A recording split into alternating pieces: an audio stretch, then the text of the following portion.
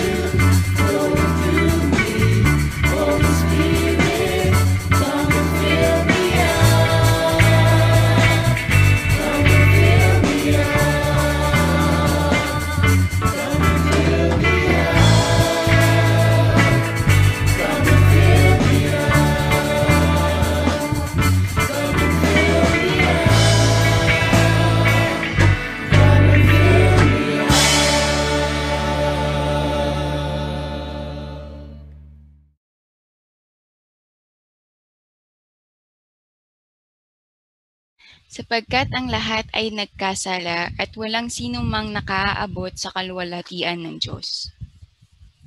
Walang taong napapawalang sala sa paningin ng Diyos sa pamamagitan ng pagsunod sa kautusan, dahil ang gawain ng kautusan ay ang ipamukha sa tao na siya'y nagkasala.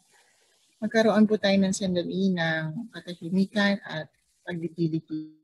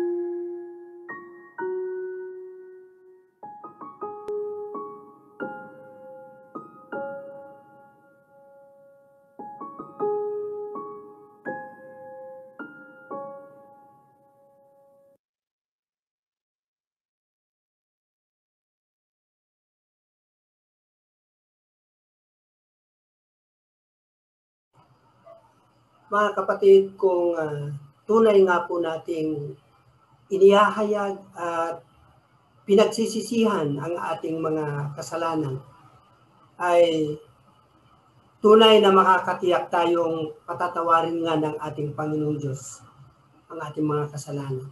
At tayo bibigyan ng kapayapaan sa ating mga buhay, kung kaya pasalamatan natin ang Diyos na buhay na ating sinasamba at pinanampalatayaan. Amen.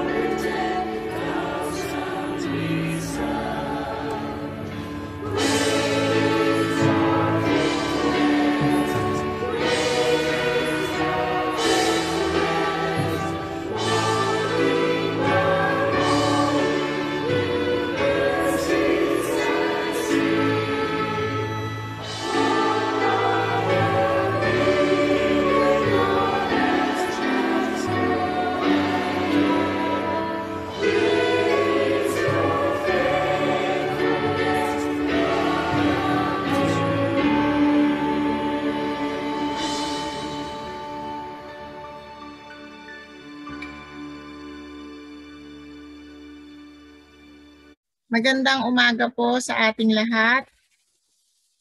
Tayo po ay napapanahon sa Balitang Kapatiran. Sa linggong ito ay may mga kapatid po tayong magdiriwang ng kanilang kaarawan. Sa April 12 po ay magbe-birthday ang kapatid na Elise Sardenia. Sa April 30 naman po ay ang kapatid na Zachary Espoli. April 14 po ay birthday ng kapatid na Irene Cerrana at ang April 16 naman po ay birthday ni Elder Pat Valenzuela. Awitan po natin sila ng birthday song.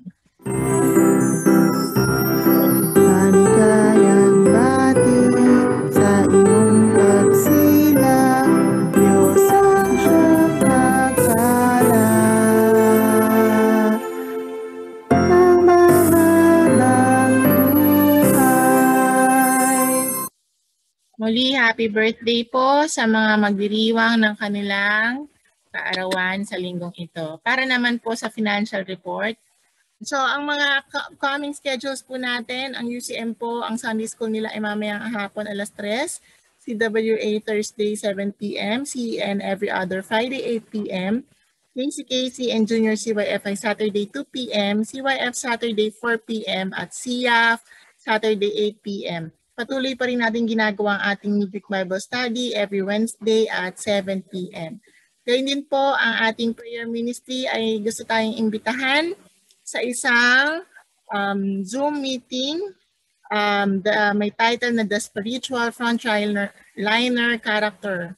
So ang speaker natin ay si Jules Austin. Ito po ay gaganapin sa April 16 at 7 p.m. 7 p.m. Ang link po ng Zoom na ito ay ipapadala ng board of ng prayer ministry sa mga group chat po natin. Sana po ay daluhan po natin ang gawain nito. Tayo po ay magpapatuloy na sa panalangin para sa mga bata sa pangunguna ng Board of C.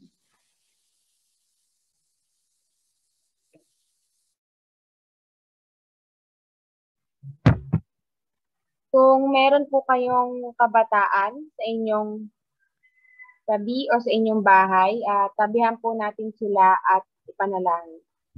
Manalangin po tayo. Panginoon, magandang umaga po. Maraming salamat po sa panibagong linggo na pinagkaloob mo sa amin. Kahit na ang dami-dami na naming naririnig na masamang balita, ang kabutihan mo ay mas nangingibabaw. Ang biyaya mo ay mas nag-uumapaw.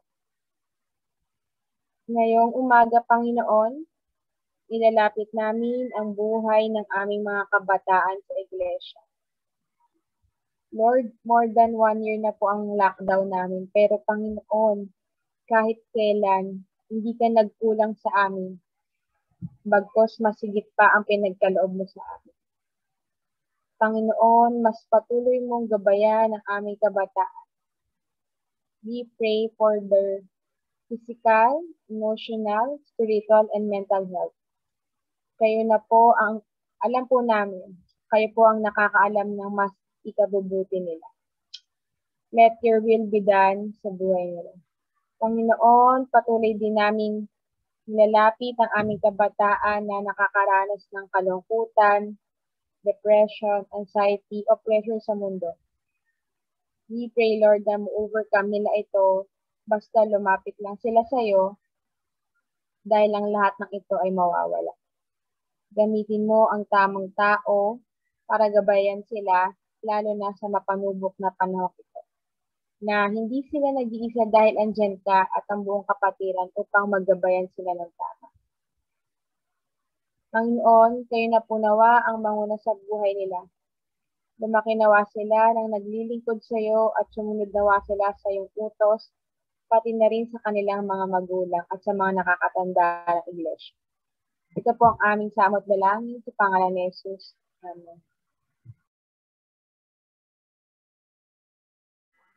Mawaing Ama aming Diyos na nasa langit, Ikaw ang Panginoon na nakaupo sa trono na nanatiling may kontrol sa buong mundo. Manatili ang iyong kapangyarihan kahit na kami ay pinahihirapan ng pandemyang ito. Salamat, Panginoon, sa pagbibigay mo ng teknolohiya dahil dito kami ay nakakapagsamba ng sama-sama. Kahit kami ay nasa iba't ibang panig ng bansa at ng mundo. Dalangin namin na alisin mo po, Panginoon, ang makapagsasagabal sa aming pananambahan upang makapagsamba kami sa Espiritu at katotohanan. Aming itinataas sa panalangin ang mga may sakit at nangangailangan ng iyong pagyakap. Kung mayroon man sa amin ang nangangailangan ng tulong pinansyal, Panginoon, naway matugunan ang kanilang pangangailangan. Idinadalangin namin ang buong iglesia na protektahan kami sa pandemyang ito at iba pang mga karamdaman. Palakasin mo po ang resistensya namin, lalo na mga kapatid namin na mga tumatayong mga frontliners. Idinadalangin namin ang mga pinuno ng aming bansa, Panginoon, na magkaroon ng katalinuhan at tunay na malasakit sa kani-kanilang kinasasakupan. Panginoon, salamat sa mga bakuna na nakapagbigay ng proteksyon sa mga nararapat na mabigyan. Naway mapagkalooban mo ang aming bansa, Panginoon, ang sapat na pondo sa pagbili ng mga bakunang ito. Itinataas din namin, Panginoon, sa panalangin ng aming iglesia, na daluyan ng banal na espiritu na magpapaamin ng kahinaan ng bawat isa at magpapabago ng aming buhay. Gamitin mo po ang bawat isa, maging bata man o matanda, sa pagtuturo ng iyong ebanghelyo. Gayun din aming dinadalangin ang aming tagapagsalita, Panginoon, sa umagang ito. Puspusin mo po ng buong lakas ang mga salitang kanyang bibitiwan at tumimo nawa ito sa aming mga puso. Aming dinadalangin na kami ay hahayo na may pag-ibig, malasakit sa bawat isa, at gagamitin mong naglilingkod at isasabuhay ang lahat ng aral na aming maririnig sa umagang ito. Ang aming pasasalamat at pagbabalik ng pagpupuri ay sa iyo lamang. Ito ang aming dalangin sa matamis na pangalan ni Jesus. Amen.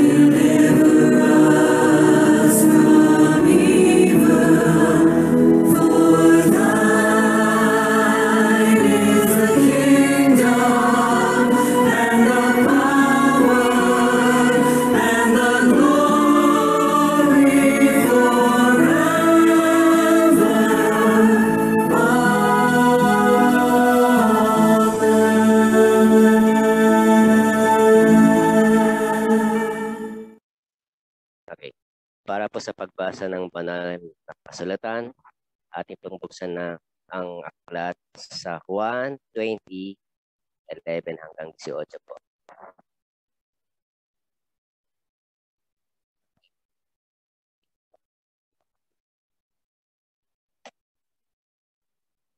Ito po nasasabi. Si Maria, dapat tayong umiiyak sa labas ng libingan. Yumuko siya at tumingin sa loob. May nakita siyang dalawang anghel na nakaupo sa pinaglagyan ng bangkay ni Jesus.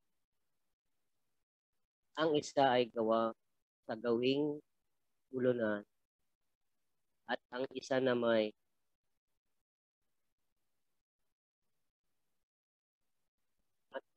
nasa paa. Tinanong nila si Maria, "Babae, bakit ka umiiyak?" Sumagot siya, "Kinuha nila ang aking Panginoon at hindi ko alam kung saan siya nilagay." Pagkasabi nito'y napalingon siya at nakita niya si Jesus na nakatayo doon. Ngunit hindi niya nakilala si Jesus noon. Tinanong siya ni Jesus, "Babae, bakit ka umiiyak? Sino ang hinahanap mo?" Akala ni Maria ang kausap niya ay ang hardinero, kaya sinabi niya, "Ginoo, kung kayo po ang kumuha sa kanya, pakituro nga po ninyo sa akin kung saan ninyo siya ilagay at kukunin ko." "Maria," sabi niya, umarap siya at kanyang sinabi sa wikang Hebrew, "Rabboni," na ang ibig sabihin ay guro. Sabi ni Jesus, "Huwag mo akong hawakan at hindi pa ako nakakapunta sa halip. Pumunta ka sa aking mga kapatid at sabihin mo sa kanila na aakyat ako sa aking Ama at sa inyong Ama, sa aking Diyos, sa inyong Diyos." Kaya si Maria Magdalena ay pumunta sa mga alagad at pinalita sa kanila, "Nakita ko ang Panginoon." Sinabi rin niya ang sinabi sa kanila. Malayo po tayo sa pagbasa na.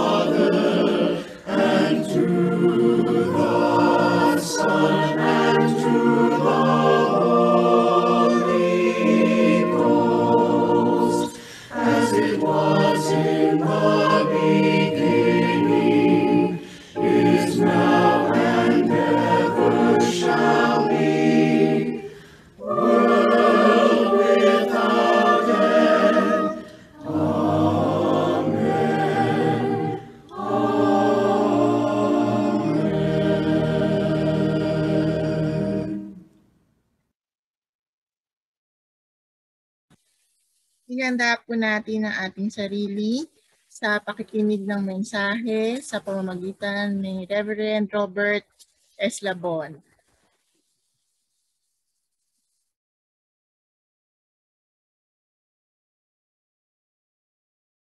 Magandang umaga po sa lahat at Happy Easter sa lahat. Ito yung ating Pasko ng Pagkabuhay at bilang bati, maligayang Pasko uli. Maligayang Pasko ng Pagkabuhay sa ating lahat, sa mga nakasubaybay ngayon, sa mga nanonood at nakikinig ng live stream ng UCCP Batangas City. Kahit ganito pa rin po ang ating kalagayan at yung kaganapang nagaganap sa ating bansa at sa buong daigdig, ang pagdiriwang po ng muling pagkabuhay ni Jesus ay hindi mapipigilan. Sapagkat ito ang pinagmumulan ng ating lakas, ng ating pag-asa. Ang resurrection ni Jesus, mga kapatid, ito yung ating pinaghuhugutan ng buhay at ng katiyakan sa buhay na walang hanggan. Ay po'y manalangin sandali, mga kapatid, para sa ating pagbubulay-bulay ng salita ng Diyos. Sa iyo, O Diyos, na nagbibigay sa amin ng pag-asa at kagalakan sa pamamagitan ng iyong anak na si Jesucristo, na iyong muling binuhay.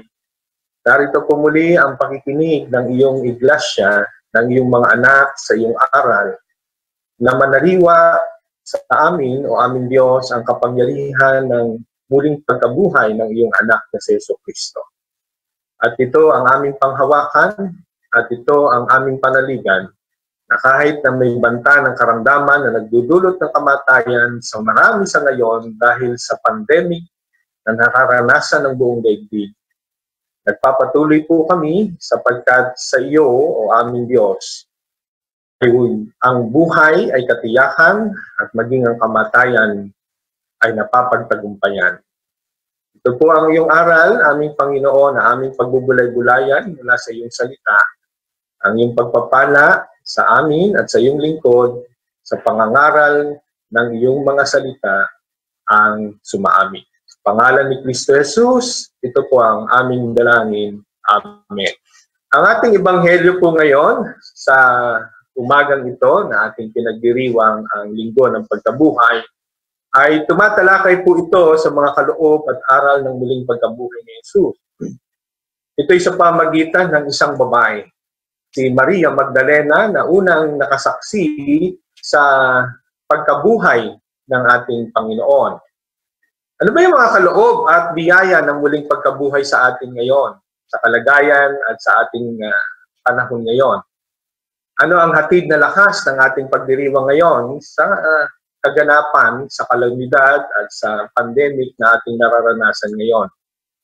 Ito po ang ating susuriin at sisaya sa atin ang mensahe ng Ebanghelyo tungkol sa magandang kaloob ng muling pagkabuhay ng ating Panginoon para sa ating lahat.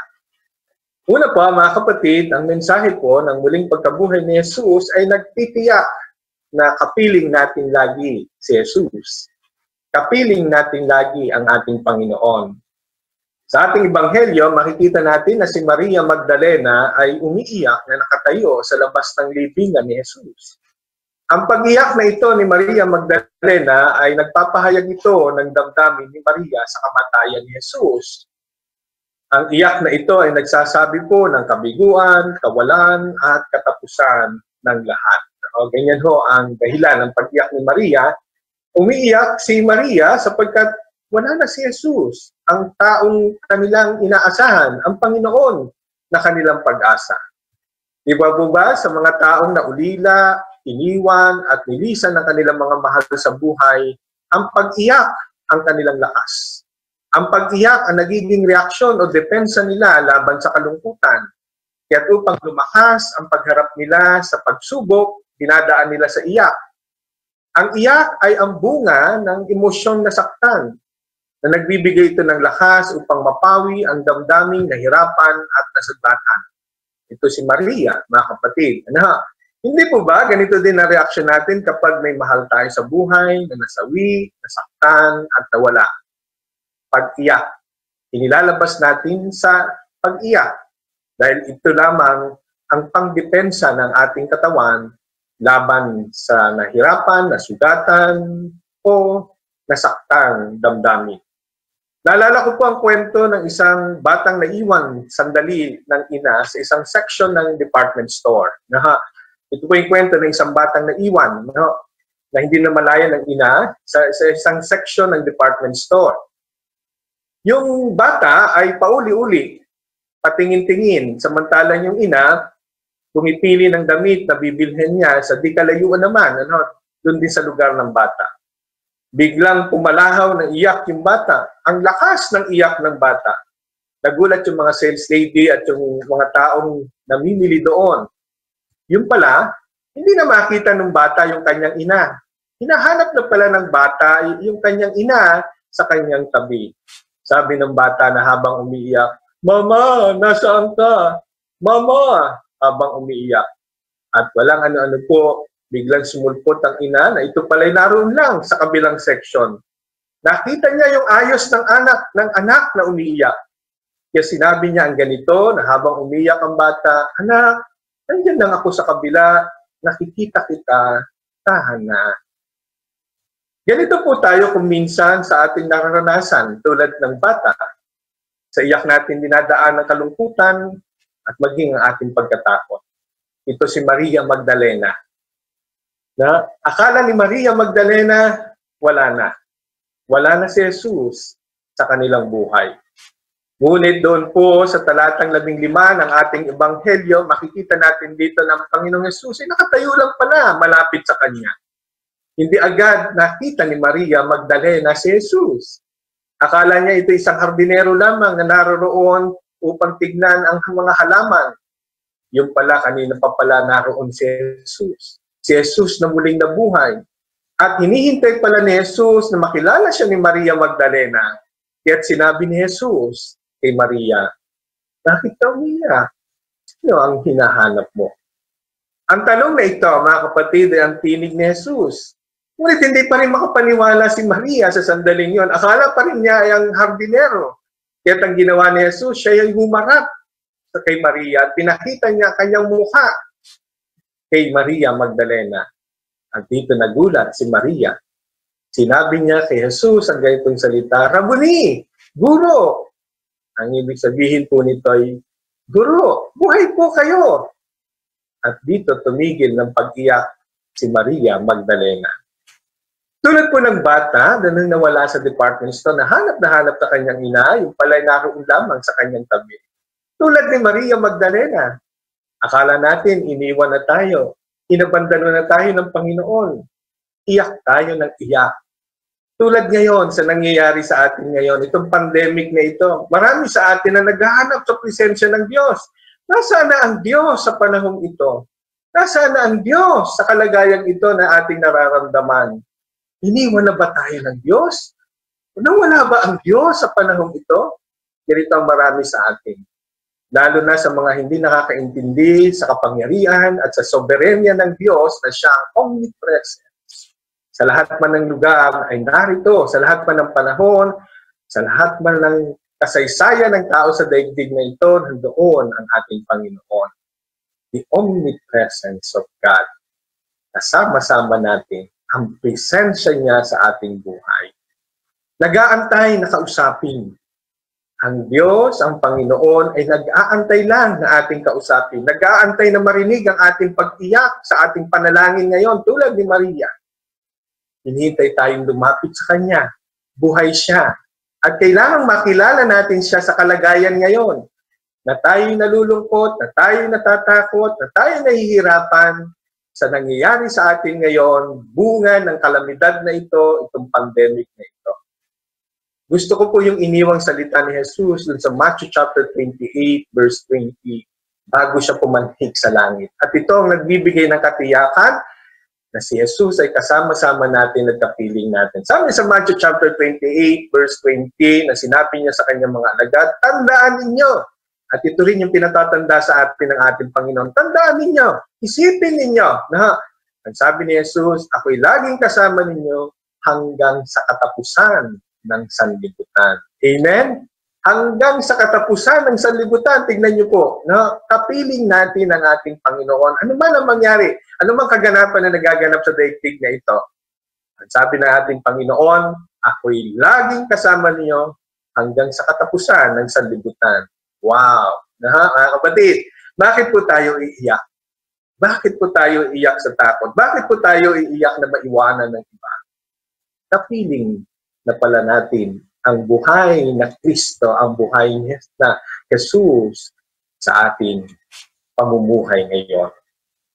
Ang ikalawang pinagkaloob ng muling pagkabuhay ay ang katagumpayan sa kamatayan. Ang kamatayan ang dahilan po ng pag-iyak ni Maria Magdalena. Na si Jesus ay akala niya ay namatay na at ang iyak ang dahilan o ang kamatayan ni Jesus ang dahilan kung bakit siya umiiyak. Ito din ang pinagmumulan din na dahilan ng pag-iyak natin, ang kamatayan. Ang kamatayan po, kaya kinakatakutan, kaya dumarating ang pag-iyak sa atin, ito daw ay may taglay na kamandag. Parang ahas daw ang kamatayan. Pagka naiisip natin, yung salitang ahas, ang naririnig natin, makamandag. At sa kamandag na ito, na maaari tayo makamatay. Ganun din ang kamatayan, ang dating nito sa atin. Parang dating ng salitang ahas para sa atin. Naalala ko po ang sabi ng iba, kapag darating na raw ang kamatayan sa kanila, huwag naman silang pahirapin pa. Yun ang kanilang panalangin. Huwag naman silang pahirapin pa. Dumating na lamang na madali ang kamatayan para sa kanila. Ganito rin po ba ang panalangin natin na ang kamatayan natin, ay hindi na tayo maghihirap pa, at hindi na tayo yung paparalisahin pa, bago tayo bigyan ng hangganan ng buhay. Kaya ganito ang panalangin ng iba, kung dumating man ang kamatayan sa atin, hindi na tayo mahirapan pa. Yan ang ipinapanalangin ng iba. Dahil nga makamandag ang kamatayan. Sa unang Korinto, kabanatang 15, talatang 55, 1 Corinthians chapter 15, verse 55, ang description ni Apostol Pablo sa kamatayan, ito yung kanyang sinasabi, makamandag at makapangyarihan ang kamatayan dito sa daigdig na ito. Kaya ganito ang sabi niya, ang sabi ni Pablo sa kamatayan, sabi niya, nasaan o kamatayan ang iyong kamandag? Nasa ano kamatayan ang iyong tagumpay? Sa salitang ito ni Pablo, na hindi niya sinasantabi ang kapangyarihan ng kamatayan. Andito tayo sa daigdig, andito tayo sa libutan na talagang makapangyarihan ng kamatayan at ito ang kinakatakutan natin. Alam ng mga salita ng Diyos, alam ng mga sumulat ng banal na kasulatan, ni Apostol Pablo, kapangyarihan ng kamatayan sa buhay ng tao. Ngunit, dahil sa muling pagkabuhay ni Hesukristo, nalupig nito ang kapangyarihan ng kamatayan. At ito ang ating sinasandigan. Ang muling pagkabuhay ni Kristo na nalupig na nito ang kapangyarihan ng kamatayan. Kaya doon din po sa kabanatang yon, sa mga talatang yon, ay winika ni Pablo pa rin ng ganito. Sabi niya, nalupig na ang kamatayan, ganap na ang tagumpay, magpasalamat tayo sa Diyos na nagbigay sa atin ng tagumpay sa pamagitan ng ating Panginoong Jesucristo. 1 Corinthians chapter 15, 54, and 56. Nalupig na ang kamatayan. Itong ating selebrasyong ito ay pagdiriwang na sinasabi natin, na sinasabi sa selebrasyong ito, talo na ang kamatayan. Wala na siyang bangis, wala na siyang kamandag sa lahat ng mga nananalig at sa Panginoong Jesucristo na siyang tagapagligtas. Yan sabi ni Pablo, magpasalamat tayo sa Diyos na nagbibigay sa atin ng tagumpay sa pamagitan ng ating Panginoong Jesucristo. Kaya ito yung ating pagpapasalamat. Ang araw na ito, ang Easter Sunday na ito, ang Easter Day na ito ay selebrasyon ng pagpapasalamat na dinideklara ng iglesia, na dinideklara ng mga mananampalataya ang katagumpayan sa pamagitan ng ating Panginoong Jesucristo sa kamatayan.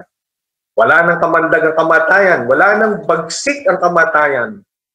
Ito ay dahil sa muling pagkabuhay ng ating Panginoon. Si Maria Magdalena, nang kanyang silipin ng libingan, ay kanyang nakita, wala na doon ang labi ni Jesus, wala na doon ang katawan ni Kristo. Ang nakita niya ay isang walang laman na libingan, empty tomb. Empty tomb. Ang ibig sabihin nito, nagtagumpay na ang buhay laban sa kamatayan. Ang nanaig ay ang buhay. Buhay na mula sa Diyos upang labanan ang kamatayan. Ito ang dahilan, mga kapatid, kung bakit ang krus na nasa harapan ng ating santuario ng iglesia ay walang taong nakapako. Empty cross.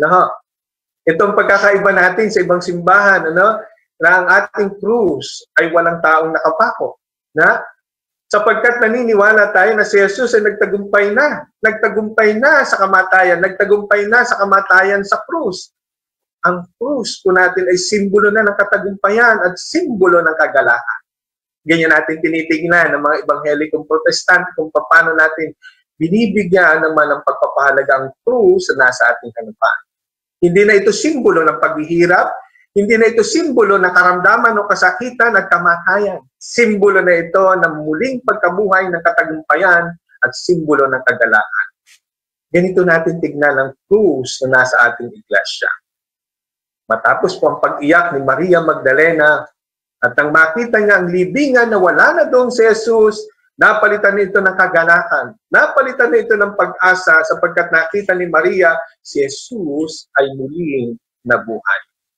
At ito ang pinanghahawakan natin, pananalig, paniniwala, pananampalataya po natin. Sa kabila ng lakas at bagsik ng pandemic, ang COVID-19 na pumapatay na ng maraming tao ngayon, buong mundo, ay dinideklara pa rin natin na meron tayong Panginoon, meron tayong Jesus, meron tayong Diyos na nilupig ng kamatayan, maging ang bagsik ng karamdamang ito ay tinalo na ng muling pagkabuhay ng ating Panginoon. Meron tayong Diyos na nagbibigay ng pag-asa ng muling pagkabuhay. Kaya kung dumating man ang kasawian ngayon ng ating buhay sa mga nangyayari ngayon, tamaan man tayo ng sakit na ito at hindi tayo makaligtas kung sakaling dumating ito at eto na nasa atin ng katawan ang sakit na ito ang panghawakan nating pananalig na merong muling pagkabuhay at ang katiyakan ng buhay na si Jesus ay nilupig na ang kamatayan. Tandaan po natin mga kapatid, ang kapangyarihan ng muling pagkabuhay ni Jesus, ito yung ating lakas at pag-asa. Doon po sa John chapter 11 verse 25, John chapter 11 verse 25, Sinabi dito ng Panginoong Yesus ang ganitong salita, "Ako ang muling pagkabuhay at ang buhay. Ang nananalig sa akin kahit na mamamatay ay muling mabubuhay." Amen? Ito ang kapangyarihan ng pananalig natin kay Kristo. Sa kanyang muling pagkabuhay, tayo kanyang muling bubuhayin. Meron tayong makapangyarihang Diyos na bumubuhay at muling nagbibigay ng buhay sa ating lahat. Ang ikahuli po na mensahe ng muling pagkabuhay ni Jesus, ang kaloob nito ay ang pag-uutos na dapat ipamalita rin natin ang muling pagkabuhay ni Jesus. Inuutusan tayo, no? Dun sa Ebanghelyo, inuutusan si Maria. At ito rin ang pag-uutos sa atin na ibalita natin ang muling pagkabuhay ni Jesus. Ipamalita natin, ipakita natin na buhay si Jesus sa ating pamumuhay ngayon. Kahit na may nararanasan tayo na banta ng panganib at kamatayan, sa atin ay nakikita ng yung pag-asa. Sa ating pananampalataya ay ating inilalahad at sinasabi na buhay ang ating Panginoon. Makikita po natin doon sa Ebanghelyo yung pag-uutos ni Jesus kay Maria Magdalena na pumunta siya sa mga alagad at sa mga kapatid ng ating Panginoon. Doon po sa talatang 18 ng ating Ebanghelyo, sinasabi po doon nang makita ni Maria Magdalena ang mga alagad, binalita niya agad ang ganitong salita na pag-uutos ni Jesus sa kanya, na sinabi niya sa mga alagad ng ating Panginoon, nakita ko ang Panginoon, nakita ko na ang Panginoon, buhay na buhay. Ibig sabihin, ito yung pagbabalita ng buhay. Huling na buhay ang Panginoon. Ito po yung pinaka-wonderful experience ni Mary Magdalene na makita niyang buhay si Jesus at ipinamalita niya na buhay ang Panginoon, nakita at nakausap niya. Binalita niya agad ito ng masaya at tuwang-tuwa. At ito ang napakagandang pag-uutos sa karanasan ni Maria Magdalena na nakita niyang buhay, nakita niya ang kaganapan, ang promise, ang pangako ng Panginoon, ang buhay. Ang muling pagkabuhay ni Jesus ay nag-uutos ito sa lahat ng mga Kristiyano na ito ay ipamalita at makita ito sa buhay natin. Na, hindi lamang isang tagpo ang pangyayaring ito na nakita ng mga alagad na si Jesus ay muling nabuhay, ang ating Panginoon ay muling nabuhay. Ito ay isang tagpo ng pag-uutos sa mga alagad. Ito ay isang pangyayari na tayo inuutusan. Hindi lang ito isang symbolikal na kalagayan, simbolismo ng muling pagkabuhay, kundi ito'y ito'y totoo. No? Ito'y totoo na nangyari. Kaya naroon ang pag-uutos, ipamalita, ipagsabi itong muling pagkabuhay ng ating Panginoon. Sa pandemic crisis na ito na nararanasan ng buong mundo, na naghahatid ng takot at karamdaman at kamatayan, dito tayo sinusubok ngayon ng mga Kristiyano kung paano natin ibabalita na mayroong buhay, na mayroong pag-asa, na mayroong muling pagkabuhay para sa lahat ng mga nasawi sa pandemic na ito. Kaya dito sa sandaling ito, dito sa panahong ito, sinusubok tayo, mga Kristiyano, sa mensahe at kapangyarihan ng resurrection sa kalagayan natin ngayon. Nagbabanta ang panganib ng karamdamang ito. Nagbabanta ang kamatayan sa karamdamang ito. Ano bang balitang inahatid natin ngayon sa kabila ng nangyayari na pandemic sa atin at sa buong mundo? Anong balita ba? Anong ibinabalita natin mga Kristiyano sa kalagayan ngayon?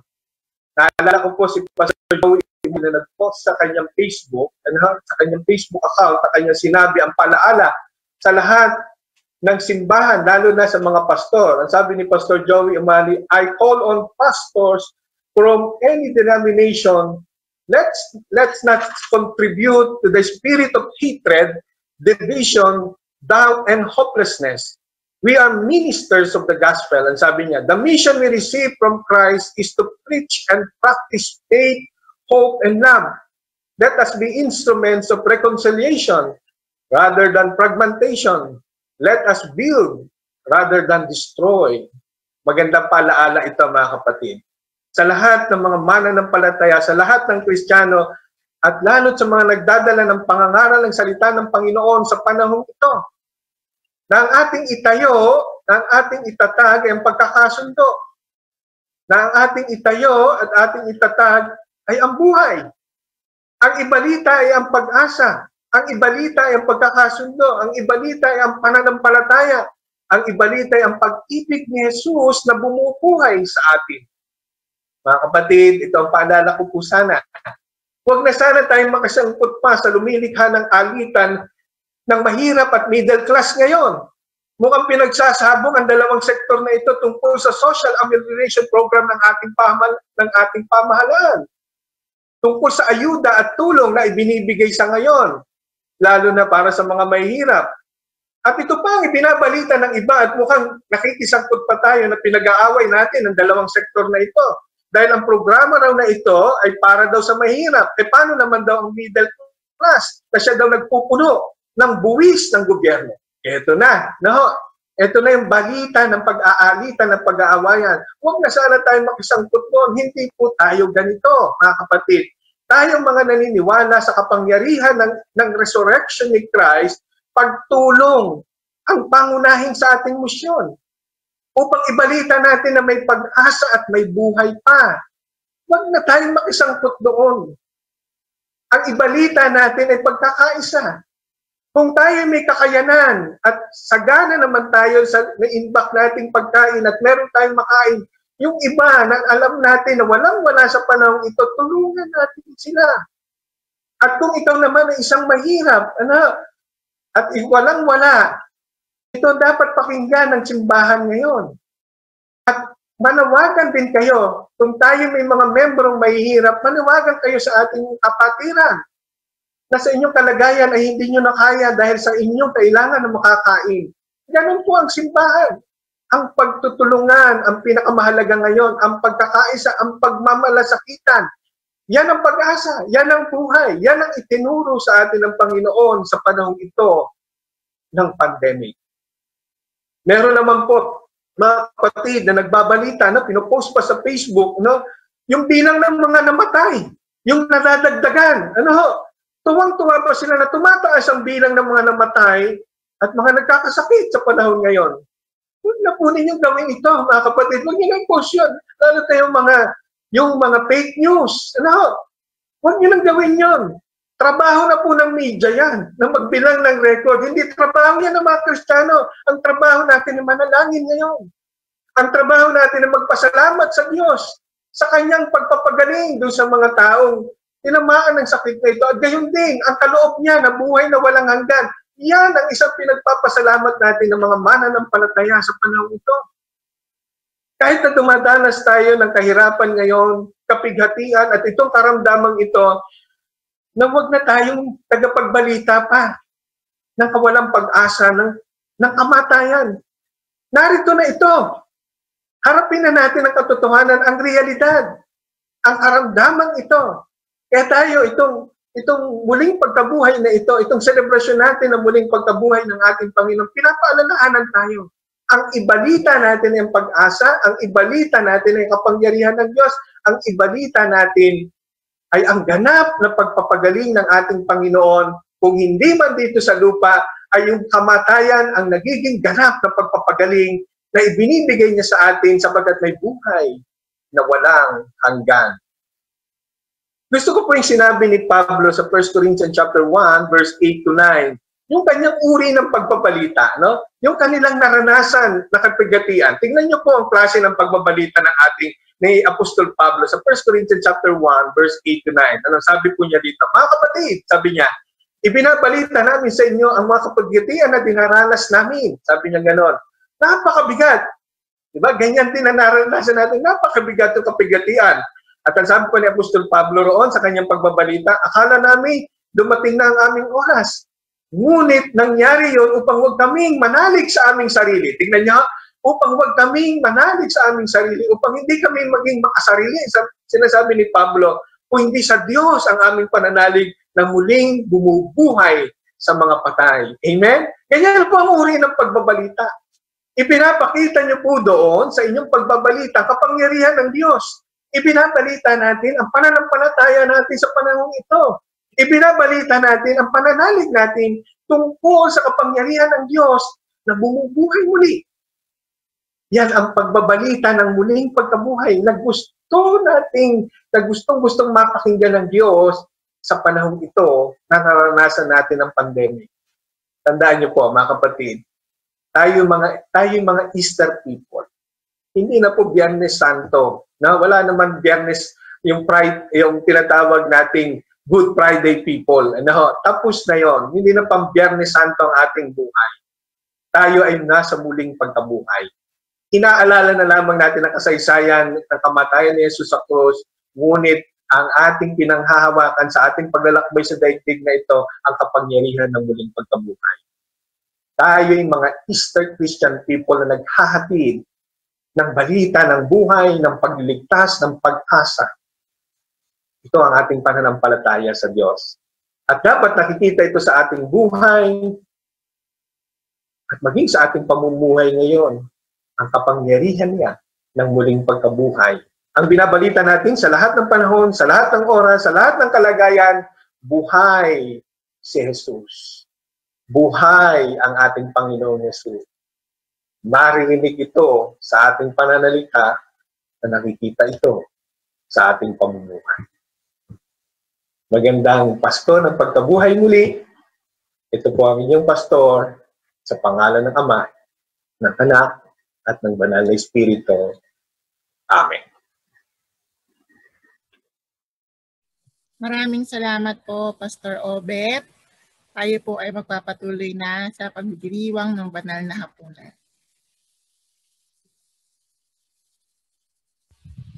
Kung saan naroon ang Espiritu ng Panginoong Diyos, naroon ang tunay na iglesia na kung saan ang pananampalataya ay ating ipahayag. Sumasampalataya tayo sa iisang Diyos na tumatahan sa kalikasan, nakikiisa sa pagbuo ng makabuluhang kasaysayan ng mga tao at kumikilos sa pamamagitan ng buhay ni Jesucristo at kapangyarihan ng Banal na Espiritu. Sumasampalataya tayo na ang banal na kasulatan ay nagpapatotoo ng walang hanggang pakikiisa ng Diyos sa kanyang nilalang at humahamon sa mga mananampalataya na ipahayag at isapamuhay ang katotohanan ng salita niya sa ating panahon. Sumasampalataya tayo na ang buhay ng sanglilikha ay kinakailangang itaguyod sa pagmamalasakit at pagtatanggol ng kanilang karapatan. At sumasampalataya tayo ng iglesia ay tinawag upang maglingkod at hindi paglingkuran, upang sa kanyang buhay ay makaranas sa manlilikha ng kaayusan, kapayapaan at katuwiran. Ito ang ating sinasampalatayanan ngayon at magpakailanman. Siya naman.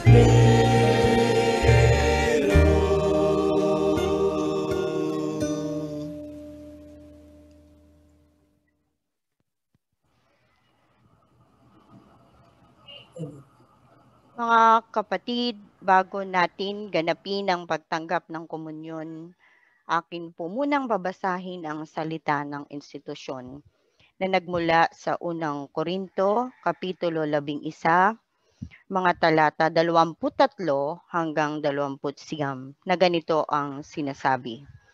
Ito ang katuroang tinanggap ko sa Panginoon at ibinigay ko naman sa inyo. Noong gabing siya'y pagkanulo, ang Panginoong Hesus ay dumampot ng tinapay, nagpasalamat at pinagpera-peraso iyon. At sinabi, ito ang aking katawan na inihahandog para sa inyo.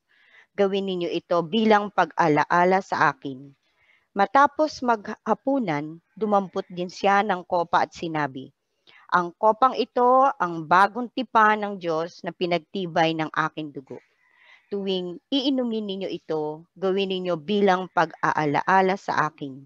Sapagkat tuwing kakain kayo ng tinapay na ito at iinom sa kopang ito, ipinapahayag ninyo ang kamatayan ng Panginoon hanggang sa kanyang muling pagparito.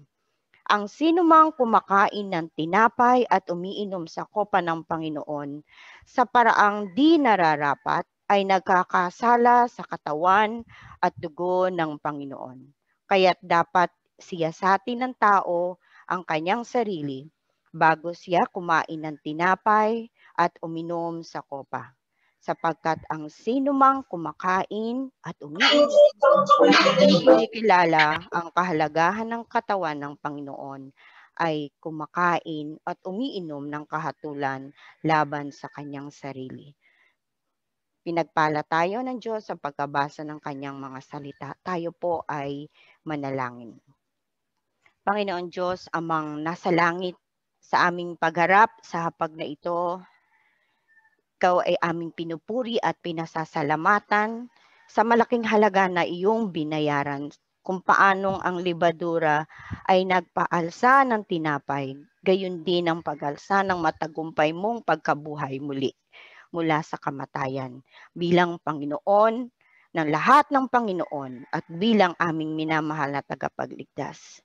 Panginoon Diyos, patawarin mo po kami sa maling kaisipan, salita at gawa na hindi ka namin nalugod. Dalangin namin ang pagbabasbas mo, hindi lamang sa mga gagamiting simbolo, kundi sa bawat isang tatanggap ng pag-aalaalang ito. Nang kami, Panginoon, ay isa pamuhay ang paglikhaligtas mo sa bawat isa sa amin. Ito ang aming dalangin sa matamis na pangalan ni Jesus. Amen.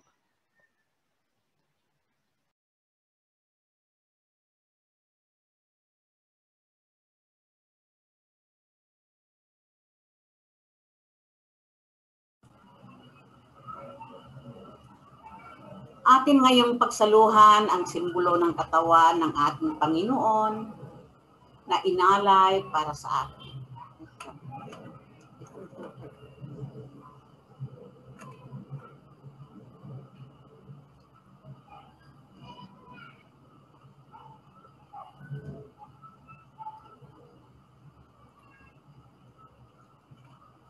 Akin naman ngayon pagsaluhan ang mga simbolo ng dugo ng ating Panginoon na binuhos para sa atin.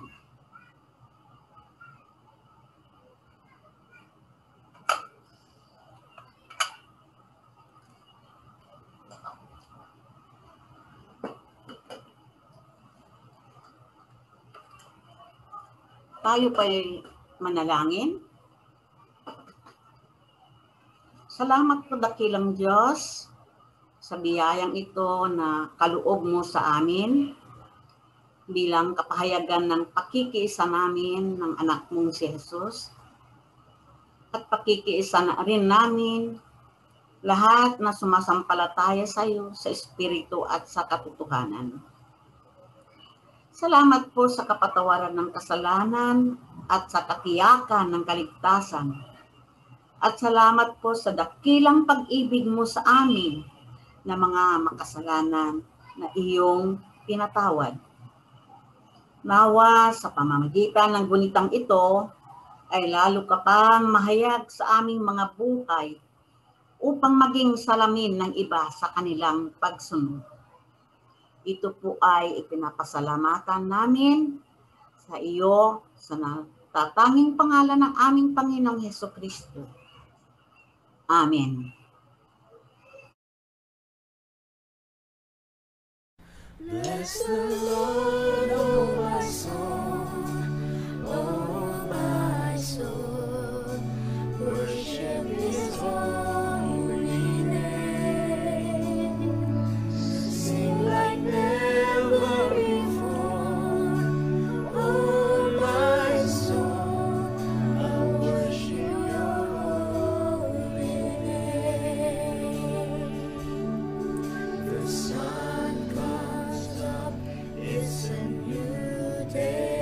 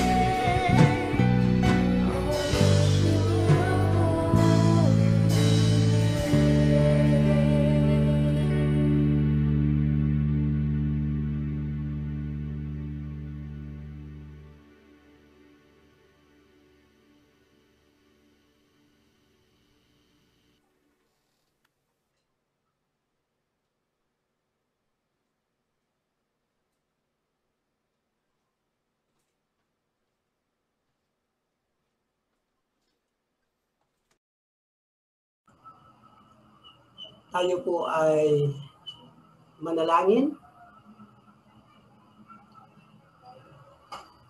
Papuri, pasasalamat sa iyo aming Ama. Salamat Panginoon sa pagmamahal at patuloy na pagkalinga sa bawat isa. Salamat sa kagalakan na aming naranasang muli. Salamat po Panginoon sa iyong mga salita na amin ding narinig sa pamamagitan ng anak mong si Pastor Robert Islabon, Panginoon. Tunay nga, Panginoon, na lubos sa aming puso ang pasasalamat sa umagang ito. Tunay, Panginoon, na naging daluyan ng iyong pagpapala ang anak mong iyong ginamit. Kung kaya't sa umagang ito, Diyos, ay sama-sama nga kami na nagpupuri, papasalamat sa iyong dakilang pangalan. Sa pagtatapos, Panginoon, ng aming panambahan sa umagang ito, patuloy namin dalangin, O Diyos, ang patuloy na iyong paggabay, pag-iingat, at patuloy na pangunguna sa aming mga buhay. Hanggang sa maganap ang iyong kalooban, O Diyos.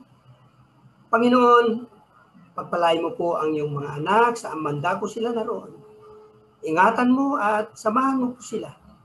At ang lahat ng ito, O Diyos, ay amin pong itinataas, ipinagpapasalamat, idinadalangin, kalakip nito, O Diyos, ang aming kapakumbabaan. Sa pangalan ng Ama, ng Anak, at ng Espiritu Santo. Amen.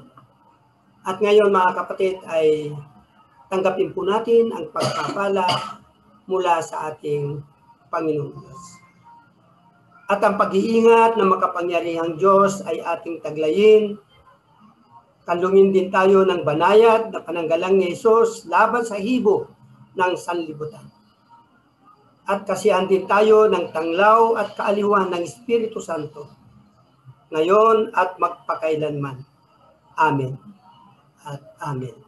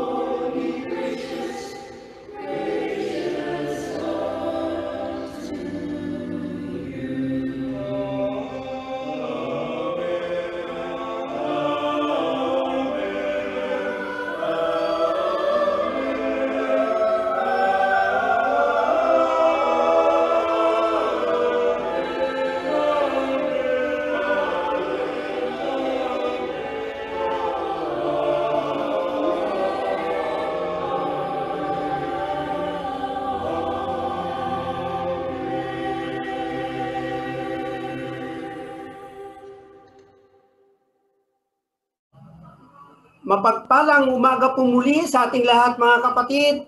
Tunay na kagalakan sa aking puso na kayo'y muling makita at makasama sa panambahang ito.